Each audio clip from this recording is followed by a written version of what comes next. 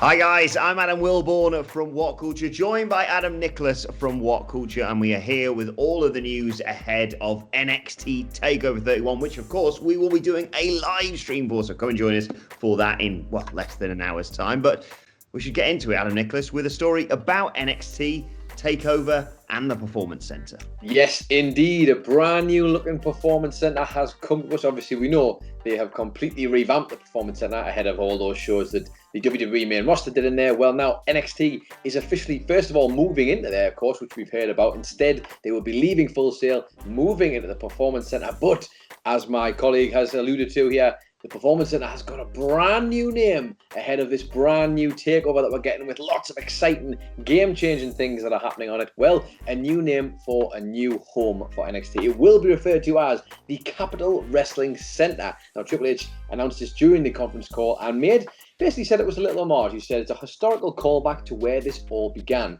We gutted the Performance Center and it's now rebuilt, so it feels like we're going back to the beginning.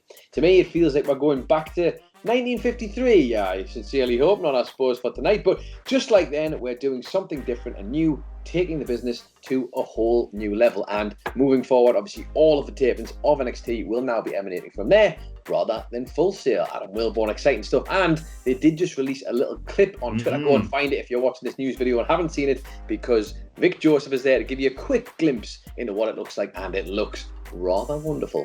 Well, first of all, we should start with the obligatory, what about 1953? But also, I mean, I couldn't care less about the name, but I do really like the look of it. It looks very snazzy. I'm really excited about tonight. Is it a new name for a new place, for a new NXT champion? Maybe two? Who knows? It certainly won't be in the main event if you've got my money on it, but who knows? The excitement levels are there. This feels big, doesn't it? It feels like the way takeovers used to feel. My only gripe is I wish we could see some crowds in there, because this feels like a night that deserves it. It's exciting, and hopefully this is NXT maybe getting back to where they should be. Yeah, exactly. I feel like that's the overarching point with the, whatever it is, what's it called? Capital Wrestling Center. Capital Wrestling Center. I was going to say Performance Center, and then I was like, it's definitely not called that anymore. C-dub-C. Okay, fair enough. Not the Cruiserweight Classic, but anyway. Not the Cruiserweight Classic. But the thing I have is, whether it's this or Thunderdome or whatever, it's just bells and whistles.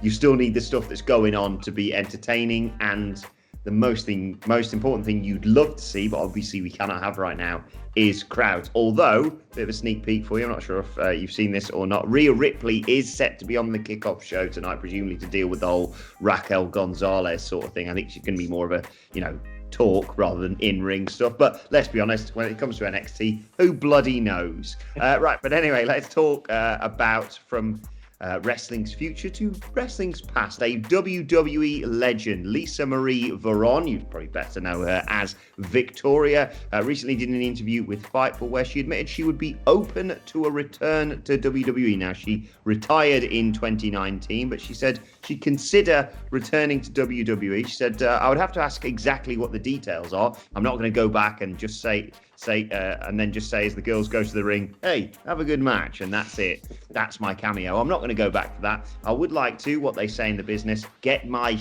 in a little bit. When I come in, I don't want you to be seen in the background just chit-chatting. I don't want that. I'd like to do something. I don't have to win a match or anything like that. I don't mind putting the girls over and stuff like that, but to go back and go, that's it, because you see on social media, that's all. She didn't seem to be open for something like that, which is, I'm glad that she's clarified something like that. But two things. A, I'd love to see her back in WWE. And B, put her in the bloody Hall of Fame already.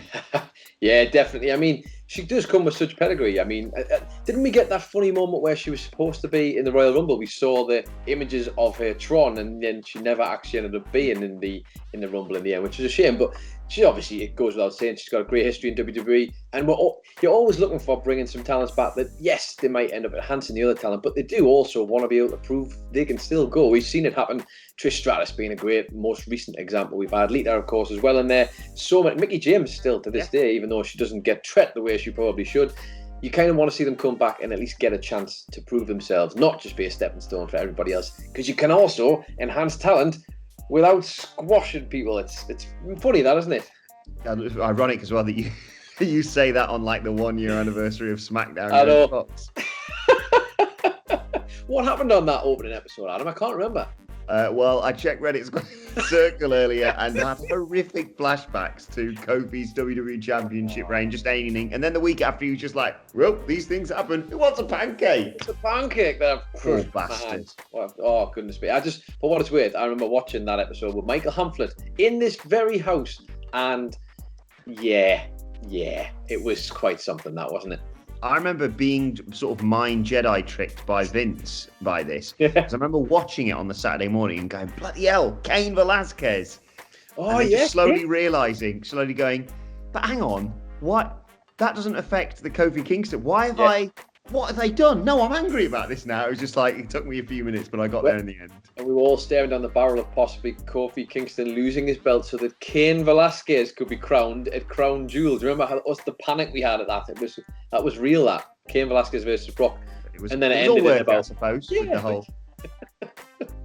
It all worked out well for everybody in the end, didn't it? But Victoria, anyway, that's the main part of this story. And yes, interesting stuff going on there. Shall we move on to another... I guess we call him an ex-WWE guy now, and definitely a WWE legend in my eyes still. Chris Jericho, who obviously is still very much kicking ass and taking names over in AEW. Well, he's had a little bit to say regarding where his career could have gone, truth be told, had AEW not come around. Now, as you may have seen during the global crisis, pandemic, bastard, whatever we're calling it these days, bad times at the El Royale Hotel, whatever you want to call it.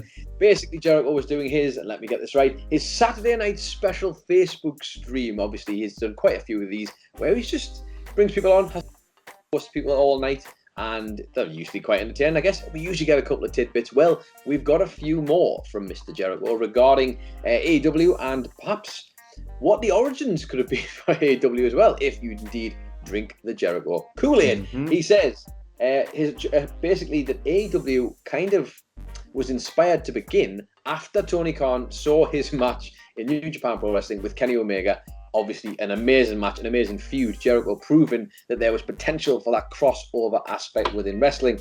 He said that made Tony Khan go, holy smokes, I think I can start my own wrestling company because my match with Omega, he says, at the Tokyo Dome, did such good business worldwide. To be honest, it would be hard to argue with him. He really did bring in that North American audience. On top of that, he said, regarding his future and what could have happened with the Chris Jericho brand, I guess, if you want to call it, because at the time in WWE, things were not going well, if you recall. He'd had a great thing with Kevin Owens, and then it never really came to anything for him. And you recall, they ended up very far down on that card, not where they should have been at all. Cheers, Bill Goldberg. But Chris Jericho had this to say about that. He said, there was a certain time in 2015 in WWE when I just did house shows. I was not on TV, and then the feud with Kevin Owens really reinvigorated me, and then the match with Kenny in Japan made me go, oh my god, this is wrestling. I would have probably quit wrestling if not for AEW, and now I have no plans to stop. Can you imagine Chris Jericho, who's brought us arguably some of the best wrestling and best moments, promos, anything you want, all around wrestling in general in both 2019 and 2020, just not doing that anymore? That would be wild, wouldn't it? I mean, at the time, it would have been kind of understandable, like you say, up until you saw what he was doing in New Japan, obviously, which was just sensational. He went on to do stuff with Naito and the list goes on and on. But yeah, I can't imagine a world without Chris Jericho wrestling in it over the last year or so, and certainly not All Elite Wrestling. He has been a real figurehead of theirs. He's been a bastard, but he's been a figurehead nonetheless. And this is, of course, heading towards his big 30th anniversary celebration this Wednesday on AEW Dynamite. He's got that match, which I kind of don't really care about, but also it's going to be a big celebration of Chris Jericho. And I've got a bad feeling about his future with the Inner Circle. But yeah, I can't imagine a world where he isn't brought in as, I mean, how different it would have been with All Elite Wrestling. I was actually just thinking about how different it would have been had they gone for Hangman Page, for example, as their world champion. Absolutely. I think a lot of people, well, myself certainly, it only just dawned on me the other day. That was the match, wasn't it? Hangman Page, Chris Jericho, that was so long ago. They could have gone in a very different direction. I think we can all agree they went in the right direction. Listen, Jericho will probably be the first one to tell you himself. He is very much big up his own brand. He believes in his own hype.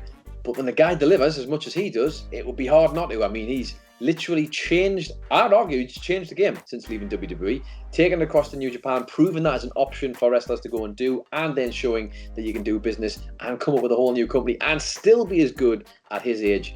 Top stuff. I believe he was talking recently, don't quote me on this, but I believe he was talking about the original plans for the All Out pay-per-view where he was going to face Mike Tyson, of course, which would have been something. Would definitely have been something. Speaking of pay-per-views, though, let's finish up by just keeping up to date with the Hell in a Cell pay-per-view. 3 weeks today, me and Adam Nicholas are going to be sat right here ahead of that pay-per-view. What could go wrong? Probably a lot sadder than we are right now, I imagine. Yes. The Hell in a Cell pay-per-view has its first Hell in a Cell match, and that is, of course, Roman Reigns versus Jey Uso for the Universal Championship. It was sort of alluded to on SmackDown on Friday night, but not confirmed. That was confirmed subsequently on Talking Smack by Jey Uso. Really interesting the verbiage that Roman used on Friday night. I thought it's going to be a match with the highest stakes in WWE, and then he had a little hug and just sort of said, "Don't take the match," basically to Jey Uso. A part of me went, "Oh, don't keep going with this feud," because I was kind of happy to have it just end where it did. But now, Hell in a Cell, the highest stakes in WWE. You bastard, you've got me again. It's almost like they know what they're doing with this, isn't it? And I wouldn't want to jinx it, but I am definitely up for a second installment. The match was great between those two. Hell in a Cell, let's be honest, they both had their battles in there, but Jey Uso, and particularly the Usos and the New Day, having some absolute barnstormers in Hell in a Cell, and I'd love to see that kind of energy, that kind of creativity come to a match with Roman Reigns. Yes, people will say, the risk overdoing it. I disagree. I think there's a lot to go in with this. I think they've got such a great package between the two, the history between the two. You got Paul Heyman in there. We don't know how. There's just so many moving parts here. Heyman doesn't look like he's even convinced this should be happening. He's made a mistake. He's Roman's guy, but is he Roman's guy? We don't know. It's all wonderful stuff, and I'm looking forward to more of it, to be honest. Roman being a right bastard in a cage to Jey Uso. Oh yeah, I think when you look at Hell in a Cell and you think, right, which matches are going to be given the Hell in a Cell treatment? I think across the board, aside from, of course, Sasha and Bayley, this was the other match that I would say. I would not be surprised if on Raw it's revealed that the WWE Championship match between Drew and Randy is in Hell in a Cell, with the allusions to it that Randy made. Oh, you haven't gone through hell, bloody hell. But I don't want to overdo it. I think 2 is more than enough in terms of. I know it's named after the pay-per-view, but just calm it down.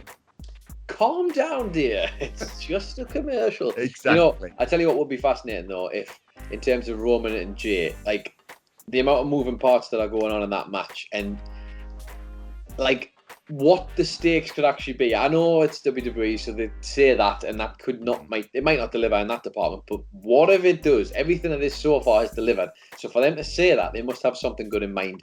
Very exciting indeed. The prospects there are fascinating.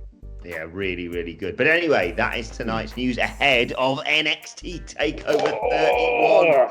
Depending on what time you're watching this, come and join myself and Adam Nicholas. We'll be doing a live stream starting at around 11:30 UK time, so less than an hour, easily. Less than an hour by the time this goes up. But yeah, do join us for it. Kyle O'Reilly challenging Finn Balor for the NXT Championship. Candice LeRae challenging Io Shirai for the NXT Women's Championship.